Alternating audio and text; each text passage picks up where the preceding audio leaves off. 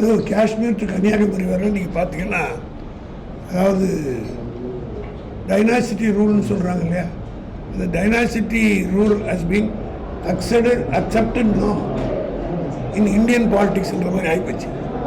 காஷ்மீரத்துலேருந்து கன்னியாகுமரி வரல எடுங்க, ஷேக் அப்துல்லாவுடைய புள்ள வர இல்லையா, இங்கே பக்கத்தில் இருக்க சந்திரபாபு நாயுடு யார், என்டி ராமனோட மாப்பிள்ளை தானே. பீகாரில் யார், உத்தரப்பிரதேசில் யார், மகாராஷ்டிராவில் யார், மத்திய பிரதேசில் யார், எங்களுக்கு வாரிசு இருக்கிறவங்களாம் தலைவரை கொண்டாடுறாங்க, இல்லாதவங்க அங்கலாய்க்கிறதுல அர்த்தம் இல்லை. 40 மாதங்களாக அதிகாரம் படைத்தவர்களுக்கு மட்டும் தான் சூரியன் உதிக்குது, மற்றவர்களுக்கு சூரிய கிரகணம் மட்டுமே கிடைக்கிறது. தமிழக மக்களுக்கு விடியல் என்றால் என்னவென்று இப்போது புரிந்திருக்கும் அப்படின்னு சொல்றாங்க. அதாவது அண்ணாமலைக்கு சரித்திரமும் தெரியாது, பூகோளமும் தெரியாது, ஒன்றும் தெரியாது. அவர் உயிரோடு உள்ள செத்து போட்டாங்கன்னு சொல்லுவார். பிளானட்டை பற்றி தெரியறதுக்குலாம் அவருக்கு சான்ஸ் இல்லை. அவர் ஒரு முன்னாள் காவல்துறை அதிகாரி, அவர் பணியாற்றி வந்தார். ஆள் இல்லாத ஊருக்கு இழுப்பு சக்கர மாதிரி அவர் தலைவராகினாங்க. இது ரிட்டையர்மெண்ட் கொடுத்து அனுப்பிச்சிட்டாங்க. அதனால் அவர் எங்கேருந்து பேசுகிறாருன்னு எனக்கு தெரியல. பாரதிய ஜனதா கட்சி தலைவர்கள் மட்டும் தொடர்ந்து இது மாதிரி பாரதிய ஜனதா கட்சியில் எத்தனை பேர் வாரிசுதாரர்கள் பதவி இருக்காங்க பல பட்டியல் போட்டு நாங்கள் காமிச்சிட்டோம். சும்மா அது 50 வருஷமாக இதே சொல்லிட்டு இருக்காங்க. வாரிசுன்னு சொல்லிட்டு போனவங்களாம் கட்சியில் எங்களோட தான் வந்துட்டாங்க இல்லையா. அதனால் நான் சொன்ன மாதிரி it is an accepted norm in Indian politics. Eminent லீடர்ஸுடைய லீகல் ஏர்ஸ் எல்லாம் leaders are accepted norms in Indian politics from Kashmir to Kanyakumari. இதை ஹிஸ்டரி படித்து பார்த்தா தெரியும். அதனால் இதனால தான் இந்தியா ஒழுங்காக இருக்க போயிட்டுருக்கு. காஷ்மீர்னு அழிஞ்சிடுச்சா? ஆந்திர பிரதேசத்தில் சந்திரபாபு நாயுடு வந்தார், ஜெகன்மோகன் ரெட்டி யார்? I can name almost all the states. ஜார்க்கண்டில் சிப்பு சூராவுடைய மகன் தான் இருப்பார்.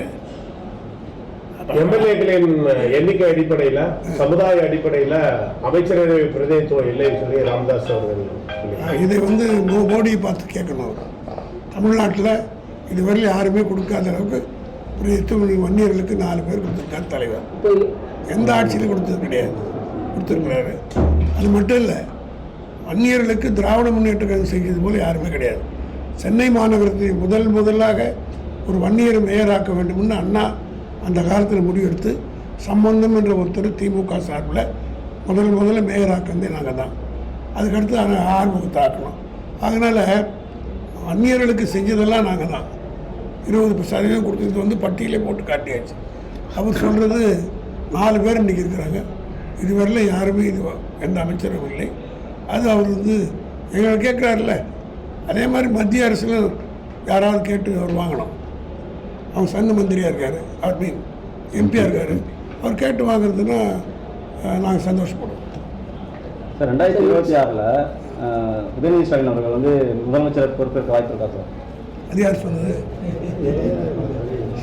இவங்களுக்கெல்லாம் பதில் சொல்ல முடியாது. நாங்கள் எங்களுக்கு ஒரு அண்ணா பெரியார் அண்ணா வச்சுட்டு இருந்தார், அண்ணா கலைஞர் வச்சுருந்தார், கலைஞர் தளபதி வச்சுட்டு இருந்தார். தளபதி இன்றைக்கி இவரை ஒரு லெஃப்டினண்ட்டாக வச்சுருக்கார். ஒரு இயக்கத்துக்கு அப்படி இப்படி இருந்தால் தான் கட்சி நன்றாக இருக்கும், வளரும். நீங்கள் அதிமுக என்னாச்சு? 4 கூறாக இருக்கிறதுக்கு என்ன காரணம்? ஆக இந்த ஆராய்ச்சிகள்லாம் நீக்கப்பட்ட அமைச்சர்களை மறுபடியும் சேர்க்கும் போது அதற்கான காரணங்களை அவர் என்ன தப்புனால நீக்கினாங்க, என்ன தப்பு அது நிவர்த்தி ஆயிடுச்சு, இப்போ சேர்த்துருக்காங்க அப்படின்னு மக்கள் கேட்கறதுக்கு உரிமை இருக்குன்னு சொல்றாங்க. இதுக்கு முன்னுதாரர்களே இருக்கு. முந்திரா கேஸில் டிடி கிருஷ்ணமாச்சாரி ஃபைனான்ஸ் மினிஸ்டர் நீக்கப்பட்டார். அதே டிடி கிருஷ்ணமாச்சாரியை பண்டிதர் ஜவஹர்லால் நேரு அவர்கள், காங்கிரஸ் பேரில் நேரு அவர்கள் இந்த குற்றச்சாட்டை சொன்னவரே இந்திரா காந்தியுடைய கணவர் தான் பார்லிமெண்ட்டில் சொன்னவர். உடனடியாக அந்த முந்திரா வழக்கில் டிடி கிருஷ்ணமாச்சாரி பதவி இருந்தார். அடுத்து 62 அதே பண்டிதர் நேரு டிடி கிருஷ்ணமாச்சாரியை மினிஸ்டர் வித்வுட் போர்ட்ஃபோலியோ, இலாக்கா இல்லாத மந்திரி, அதான் பிரைம் மினிஸ்டருக்கு நிகராக பதவி கொடுத்தார். இதெல்லாம் அரசியல் சகஜம் நடக்கிறது. இந்தியன் ஹிஸ்ட்ரி தெரியாமல், பாலிட்டிக்ஸ் தெரியாமல் பேசுகிறவர்கள் இதெல்லாம் கருத்து. டிடி கிருஷ்ணமாச்சாரிக்கு எப்படி கொடுத்தாங்களோ அவரும் முந்திரா கேஸில் போனவர் தானே. அடுத்து நேரு விட புத்திசாலி உலகத்தில் இருப்பதாக நான் கருதவில்லை. இல்லை அப்போ விளக்கம் கொடுத்தாங்களா? என்ன கொடுத்தாங்களா? திருப்பி கேட்கும் போது அதே மாதிரி நாங்களும் விளக்கம் கொடுத்துட்டோம். இதெல்லாம் வந்து வழக்கு, இந்த வழக்கு வந்து ஒரு முடிக்கப்பட்ட வழக்கு. செந்தில் பாலாஜி வழக்கை பொறுத்தவரைக்கும் முடிக்கப்பட்ட வழக்கு. அது நீதிமன்றத்தில் இப்போ வேறு மாதிரி போயிட்டுருக்கு. வழக்கெல்லாம் நீதிமன்றத்தில் இருக்கிறதுனால அதுக்குள்ளே நான் சொல்ல விரும்பவில்லை. இது திட்டமிட்டு பழிவாங்கப்பட்ட மேல்முறையை செஞ்சு உணவு எல்லோரும் என்ன நினச்சேன், பிஜேபி என்ன நினச்சதுன்னா, எப்படி மகாராஷ்டிராவில் சரத்பவாருடைய தம்பி அஜித் இழுத்த மாதிரி இந்த மாதிரியெல்லாம் இழுக்கலான்னு பார்த்தாங்க. ஆனால் இவர் வந்து உறுதியாக இருந்துட்டார். இழுக்க முடியலன்னு ஒன்று சீ இந்த படம் போய்க்குன்னு விட்டுட்டு கடைசியில் நீதிமன்றம் சார்பாக வெளியில் விட்டார். சார், இப்போ எச் ராஜா வந்து 60-70 ஆண்டுகளாக வந்து திமுக தலைமை வச்சவங்களுக்கு தலைமையில் ஒரு அதிகாரமும் இல்லை.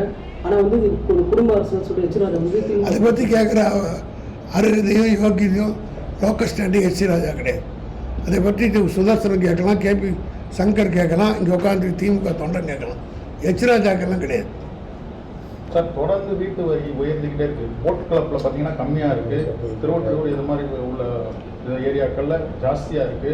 இது அடுத்த வாட்டி கூட ஏற்ற போகிறாங்க. இது பின்னடைவாக வராது? இல்லை, ஏற்கனவே நான் இதை பற்றி நானும் ஆனந்தூர் சேர்மனாக இருந்தேன். எப்படி திருவத்தூர் இணைக்கப்பட்டதோ அதே மாதிரி ஆனந்தூர் இணைக்கப்பட்டது.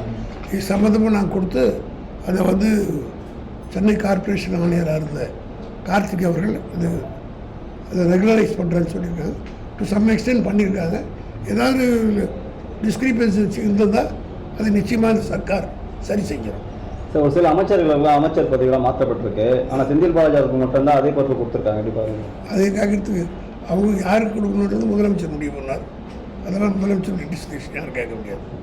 ஏன் நிர்மலா சீதாராமனுக்கு நிதி மந்திரி கொடுக்குறாங்க? அந்த மாதிரி எம்எல்ஏ எம்பி கூட ஜெயிச்சு வரல. சில பேருக்கு பதவி கொடுக்குறது சில காரணங்கள் இருக்குல்ல, அது போகிறது அதே காரணங்கள் அட்டை கொடுத்துருக்கோம்.